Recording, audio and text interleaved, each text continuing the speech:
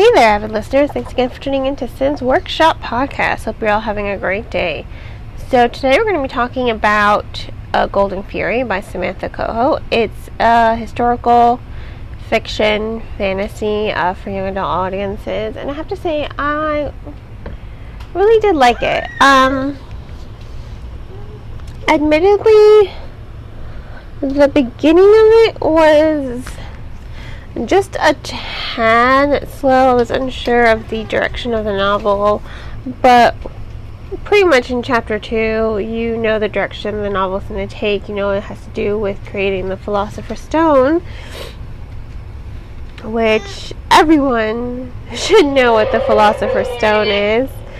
I'm joined by my son today, who is as adorable as ever. And like I was saying, it's about the philosopher's stone, or the creation of it, the recreation of it. I really think it's interesting how the story goes about creating this curse surrounding the creation of the philosopher's stone. I mean, you have to think about something that's powerful really shouldn't be for the likes of humanity. You know, sometimes there are things that are just too powerful, and I like how the author decided to address that. You know, if you want something this powerful, you're going to have to pay a pretty steep price for it, and the price is their sanity. And I think that's what was really interesting about the novel, with all the characters and with Theo as well. I have to say I really did like Thea. I think she's a really headstrong character. There are times where her tone could be off-putting, but I think what balances out and makes her a really good, compelling, and relatable character is her internal narrative. It's just very well constructed and very well done. It flows, it keeps up the momentum, and it allows the characters to... it allows the character to really resonate off the pages and connect to the reader. She's a smart girl. I love Theo because she's a smart girl. You know, once again, historical fiction. This is taking place right around the French Revolution. And I think what serves her well is, you know, she's a girl in a man's world, you know, studying alchemy. And instead of really letting her gender get the best of her,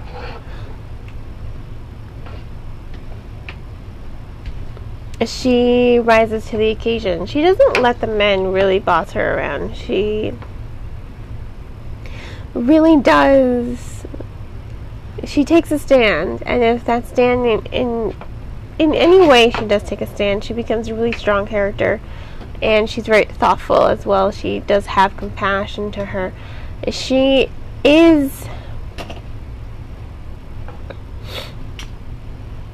unlike her mother. I have to say I wasn't a fan of her mother at all, and I don't think we're supposed to be a fan of her mother. Her mother uses men.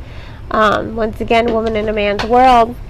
She's not really allowed into universities, and yet what happens is she pretty much finds lovers who will sponsor her, who will take care of her financially. And I think that's very clever of her to do that. However,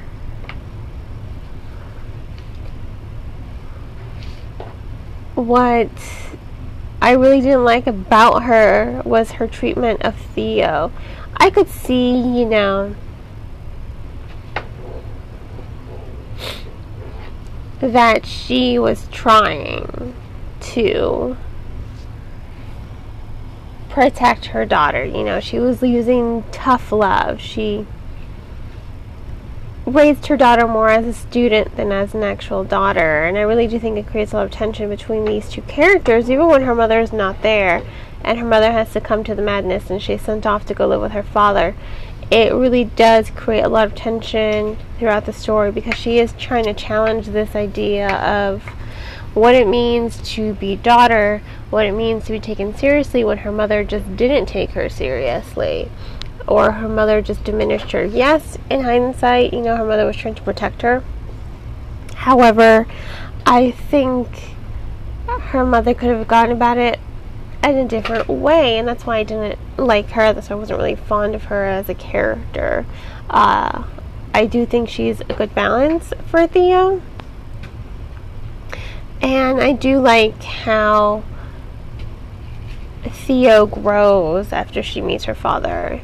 Her father as well, there's some tension there because he didn't really know she existed, and now all of a sudden, hey, I'm your daughter, I've been sent to live with you because a curse has taken over my mother. It really does create a lot of tension. He doesn't really take her seriously. He cares for her, clearly, but he does not take her seriously.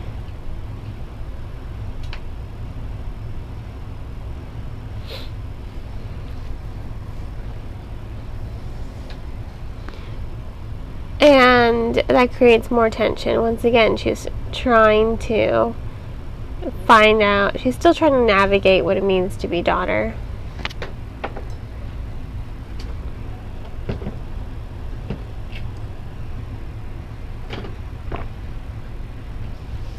But that's why I like Theo. She goes through a lot of development throughout the story. She goes through a lot of growth, but she never loses her sharpness. She never loses her tenacity, her resilience, her ferocity. She remains, at the end, a really strong and compelling character. And I do love that, how she has to navigate these changes. She has to navigate the church, and she has to figure out a way to not lose herself to the madness. And I really do think that that's a great way for the story to evolve. It's more about the characters and dealing with the creation of the Philosopher's Stone and the ramifications of it, rather than dealing with the Philosopher's Stone itself. We do get to see the Philosopher's Stone at the end, and the way that Samantha has brought to life the Philosopher's Stone. She gives it its own personality in a way. I really don't want to spoil it, because it really is, it caught me off guard, but in an excellent way.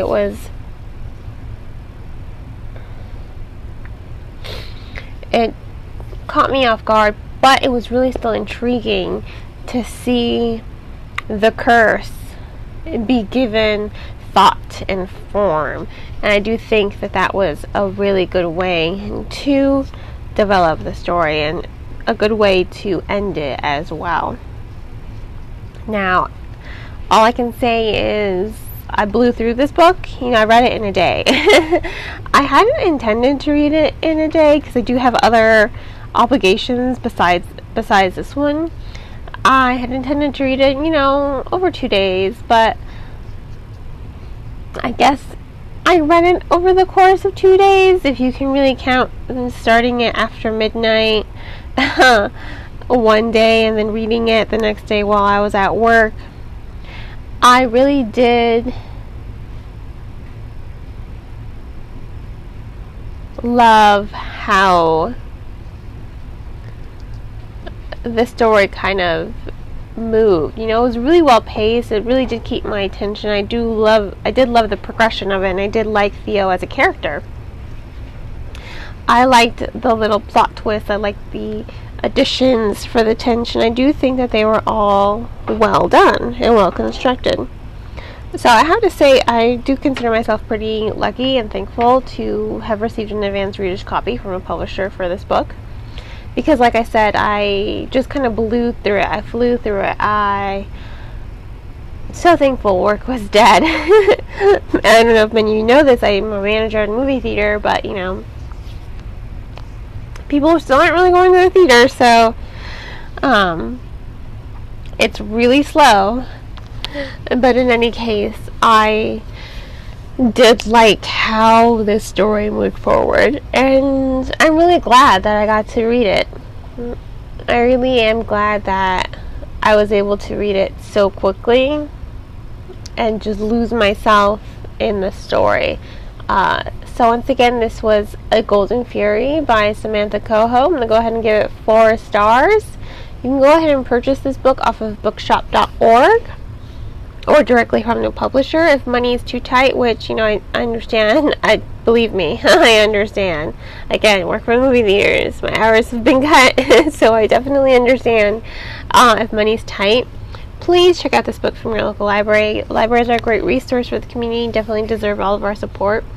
And I hope you will continue to support Sim's Workshop by liking this podcast, sharing it with all your friends, and you can even become a sponsor on Anchor.